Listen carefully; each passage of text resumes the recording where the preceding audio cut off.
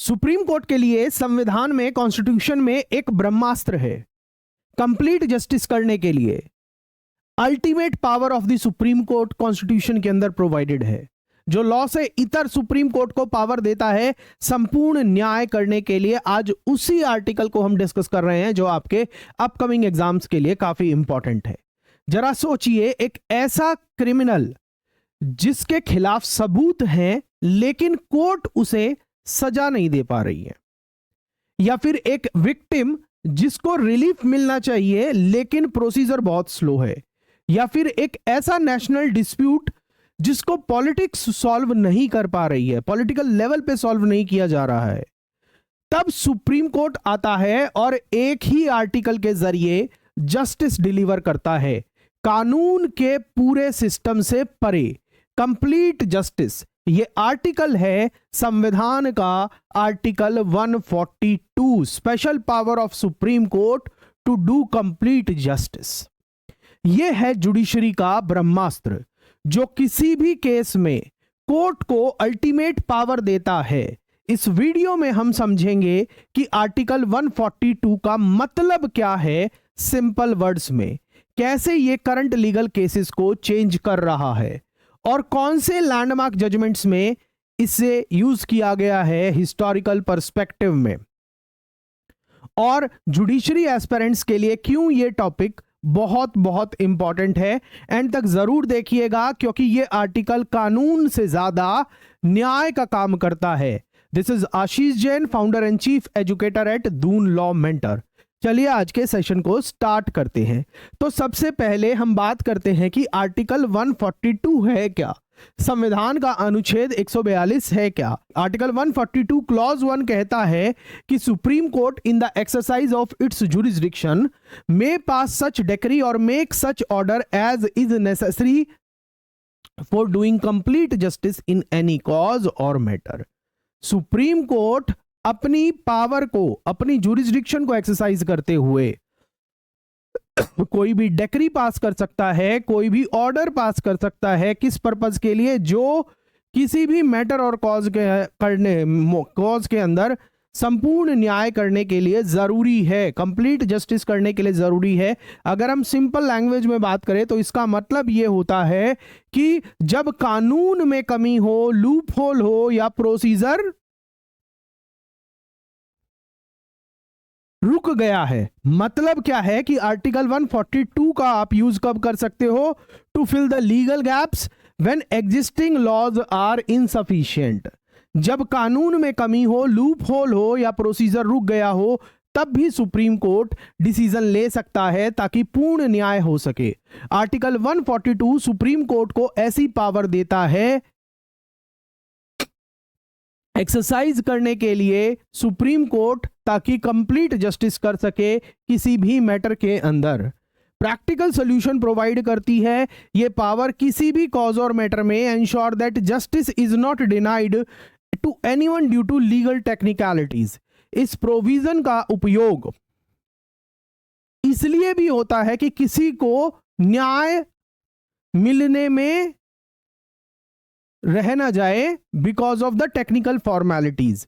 ये पावर अगर हम बात करें तो लीगल गैप को फिल करता है, प्रैक्टिकल सॉल्यूशन देता है और जस्टिस को पेपर से ग्राउंड तक लाता है।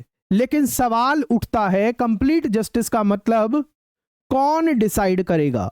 क्या कोर्ट पार्लियामेंट के ऊपर हो गया?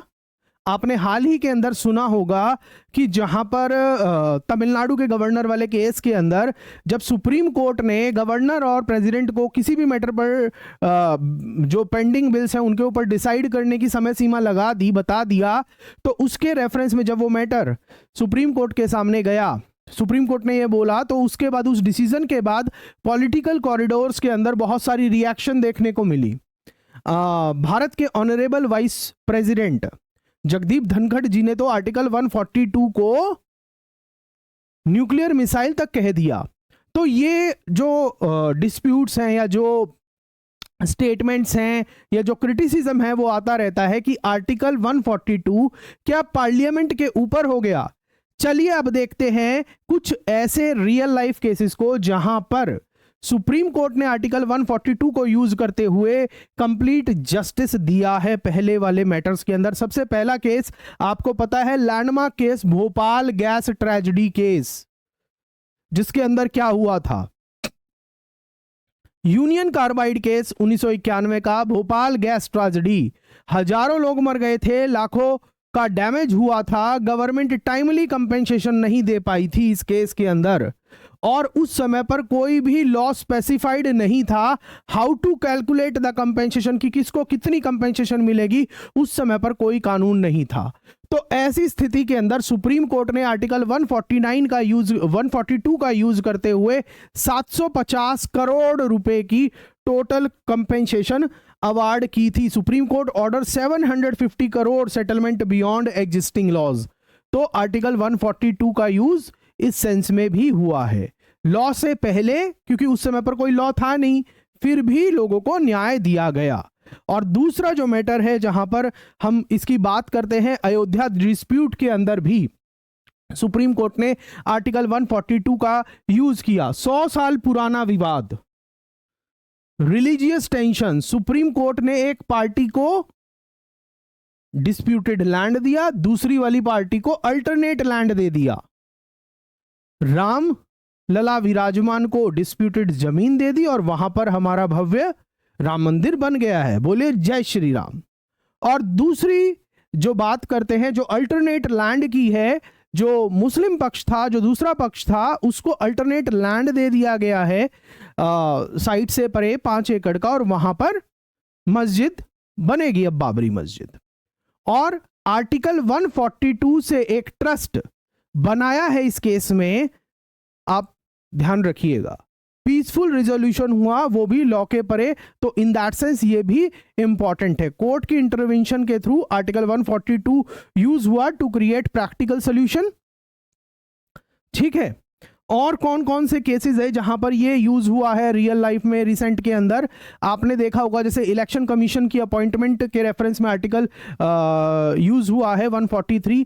2023 वाली सिचुएशन के अंदर आप कंट्रोवर्सी को याद करिएगा, कोई स्पेसिफिक लॉ नहीं था इलेक्शन कमीशन ऑफ इंडिया की अपॉइंटमेंट पर। सुप्रीम कोर्ट ने इस पर बोला, जब तक पार्लियामेंट लॉ नहीं बनाता, प्राइम मिनिस्टर, सीजीआई और लीडर ऑफ अपोजिशन की कमेटी ही मेंबर्स चूज करेगी। ये बात ध्यान रखिएगा। ऐसा सुप्रीम कोर्ट ने आर्टिकल 142 की पावर को यूज करते हुए किया। लीगल वैक्यूम को कोर्ट ने फिल किया आर्टिकल 142 के थ्रू। और दूसरा केस है Supriyo Chakraborty versus union of India 2023 का, जो एलजीबीटीक्यू राइट से था, सेम सेक्स रिलेशनशिप पे था। Supriyo Chakraborty versus union of India. Supriyo Chakraborty, मैं लिख देता हूं आपके लिए, आप Supriyo Chakraborty versus union of India 2023 supreme court, same sex relationship, LGBTQ rights के ऊपर यह केस था। इस केस के अंदर सुप्रीम कोर्ट ने सेम सेक्स मैरिज को तो लीगल नहीं किया, लेकिन आर्टिकल 142 के थ्रू बोला कि रिलेशनशिप को सिविल प्रोटेक्शन मिलनी चाहिए। मतलब शादी का दर्जा नहीं मिलेगा, मगर इनको सिविल प्रोटेक्शन मिलनी चाहिए। अब देखिए, स्टेट डिस्क्रिमिनेशन ना करे, इस चीज को इंश्योर किया गया। लेजिस्लेशन ना होने पर भी जस्टिस मिला एलजीबीटी कम्युनिटी को। और एक और मैटर है जहां पर प्रीमेच्योर रिलीज केसेस के अंदर भी सुप्रीम कोर्ट ने आर्टिकल 142 का यूज करते हुए कई क्रिमिनल मैटर्स के अंदर सुप्रीम कोर्ट ने आर्टिकल 142 को यूज किया, जहां पर जैसे सेंटेंस रिड्यूस की, एजेड पर्सन को रिलीज किया, पैरोल दी, जब लॉ अलाउ नहीं कर रहा था। जस्टिस को प्रोसीजर पे प्रायोरिटी दी गई। ये बात ध्यान रखिएगा कि न्याय को प्रोसीजर पे प्रायोरिटी दी गई। अब बात करते हैं आर्टिकल 142 की स्ट्रेंथ क्या है और क्रिटिसिज्म क्या है। या हम ये बोल सकते हैं कि आर्टिकल 142 हमारे कॉन्स्टिट्यूशनल सिस्टम की स्ट्रेंथ है, या फिर हमारे कॉन्स्टिट्यूशनल स्ट्रक्चर के लिए ही डेंजर है। अब सवाल ये है, क्या आर्टिकल 142 एक ब्लेसिंग है या फिर एक थ्रेट है? इसको हम पार्टीशन वाइज डिसाइड करेंगे। पहले स्ट्रेंथ की बात करेंगे, तो स्ट्रेंथ क्या है आर्टिकल 142 की? ये स्पीड अप करता है जस्टिस डिलीवरी सिस्टम को, और कानून के बीच के गैप को डिसाइड करता है, सॉल्व करता है और रिजॉल्व करता है नेशनल डिस्प्यूट्स को, और उसके साथ साथ राइट बियॉन्ड लेजिस्लेशन को भी सॉल्व करता है।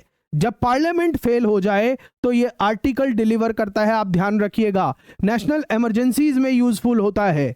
जजेस बन जाते हैं ऐसे समय पर पब्लिक राइट के लीगल गार्जियन।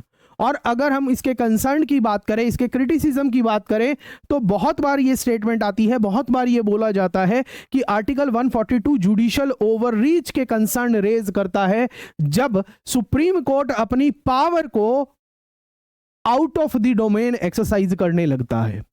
जजेस बिकमिंग लॉ मेकर्स, आर्टिकल 142 का यूज करते हुए जो जजेस हैं वो लॉ मेकर बनने की कोशिश करते हैं, पार्लियामेंट का रोल अख्तियार करने की कोशिश करते हैं, क्योंकि हमारे संविधान के अंदर तीनों जो ऑर्गन्स हैं, important organ, legislature, executive and judiciary, उनका सेपरेट डोमेन है, एक दूसरे के डोमेन में इंटरफेयर नहीं कर सकता।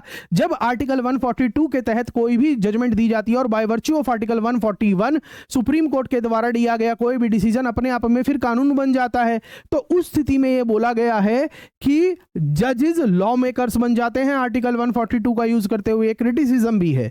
और लिमिटेड अकाउंटेबिलिटी, जजेस की कोई अकाउंटेबिलिटी नहीं है। पार्लियामेंट और पार्लियामेंटेरियन तो लोगों द्वारा चुन के आते हैं, but what about the accountability of the जजेस ऑफ द सुप्रीम कोर्ट?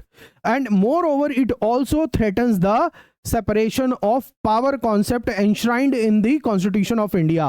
कभी कभी लगता है कि ये जुडिशियल ओवररीच है, जजेस लॉ बना रहे हैं जो पार्लियामेंट का काम है, कोई प्रॉपर चेक एंड बैलेंस नहीं है, जजेस इलेक्टेड नहीं होते, तो अकाउंटेबिलिटी का क्या होगा?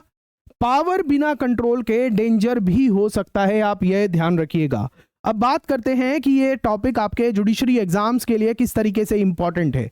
अगर आप पीसीएसजे जैसे डीजीएस, यूपीपीसीएसजे, यूकेपीसीएसजे और दूसरे लॉ एग्जाम्स की तैयारी कर रहे हैं, इवन यूपीएससी लॉ ऑप्शनल की भी, तो ये टॉपिक आपके लिए टॉप प्रायोरिटी पर है।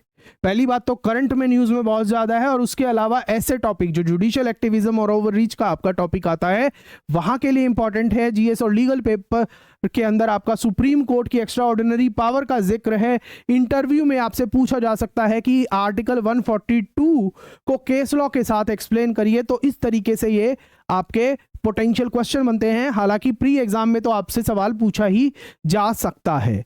अयोध्या केस में आर्टिकल 142 का क्या रोल है, या फिर आप रिसेंट जो तमिलनाडु गवर्नर वाली कंट्रोवर्सी है उसमें सुप्रीम कोर्ट ने क्या बोला है आर्टिकल 142 को एक्सरसाइज करते हुए, और प्रेसिडेंट ने क्या 14 सवाल पूछे हैं सुप्रीम कोर्ट से रिगार्डिंग ऑल दिस सिनेरियो, तो उस पर भी आप तैयार रहिएगा। और जो 14 सवाल प्रेसिडेंट ने सुप्रीम कोर्ट से पूछे हैं उनके ऊपर मैंने ऑलरेडी एक डिटेल सेशन बनाया हुआ है इसी चैनल पर, आप उसको देख लीजिएगा वीडियो को, बहुत नॉलेजेबल सेशन है वो भी। अब ये ध्यान रखिएगा कि आपके एग्जाम के लिए टॉपिक काफी इंपॉर्टेंट है। अब लास्ट में इस सेशन को हम कंक्लूड करते हुए आपको बता रहे हैं कि कानून अंधा हो सकता है लेकिन न्याय कभी अंधा नहीं होता, ये आप ध्यान रखिएगा। आपने हाल ही में देखा होगा, कुछ समय पहले हमारी जो जस्टिस लेडी थी, कानून की देवी थी, उसकी आंखों की पट्टियां हटा दी हैं। तो मतलब अब तो कानून भी अंधा नहीं है, क्योंकि बोलते हैं ना कि किताबों का कानून अंधा हो सकता है, जज अंधे नहीं है, तो वो वाली चीज को इंश्योर करते हुए तो आप ये ध्यान रखिएगा। और इसलिए आर्टिकल 142 है, जब कानून फेल हो तो भी जस्टिस डिलीवर हो, लेकिन ये पावर रिस्पॉन्सिबिलिटी के साथ ही यूज होना चाहिए, नहीं तो ये जस्टिस की रक्षक से ज्यादा जस्टिस का रिस्क बन जाएगी। अगर आपने इस वीडियो से कुछ भी वैल्यूएबल सीखा हो तो वीडियो को लाइक जरूर करिएगा, दोस्तों के साथ शेयर जरूर करिएगा। चैनल को अभी तक सब्सक्राइब नहीं किया है तो दबा दीजिएगा सब्सक्राइब का बटन, और बेल आइकन को भी ऑन कर दीजिएगा ताकि आने वाली नोटिफिकेशन, आपको वीडियो की नोटिफिकेशन फटाफट से मिलती रहे। बेल आइकन जरूर दबाइएगा, और कमेंट सेक्शन के अंदर आपका कोई सवाल हो, कोई क्वेश्चन हो या आपकी कोई फीडबैक हो वो जरूर दीजिएगा, और आप किस टॉपिक पर ऐसा डिटेल डिस्कशन चाहते हैं वो भी कमेंट सेक्शन के अंदर हमें जरूर बताइएगा। चलिए मिलते हैं हम आपसे नेक्स्ट सेशन के अंदर। Thank you, God bless you.